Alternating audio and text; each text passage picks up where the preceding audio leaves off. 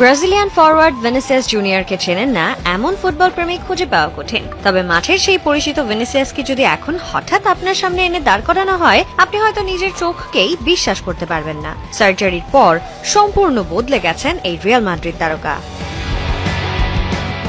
সদ্য সমাপ্ত বিশ্বকাপের পরই নিজের চোয়ালের আকৃতি ও থুতনিতে বড় পরিবর্তন এনেছেন ২১ বছর বয়সী এই ফরওয়ার্ড। ব্রাজিলিয়ান সংবাদ মাধ্যম টিএমসির তথ্য মতে, ব্রাজিলের গোয়াইনিয়ার একটি ক্লিনিকে বিশেষজ্ঞ ডাক্তার আলেসান্দ্রো আলারকাওর তত্ত্বাবধানে চিন হারমোনাইজেশন নামের একটি ফেশিয়াল কন্ট্যুরিং সার্জারি করান ভিনি, যে প্রক্রিয়ায় ফিলার ব্যবহারের মাধ্যমে চোয়ালের হাড়ের শেপ আরও স্পষ্ট ও আকর্ষণীয় করে তোলা হয়।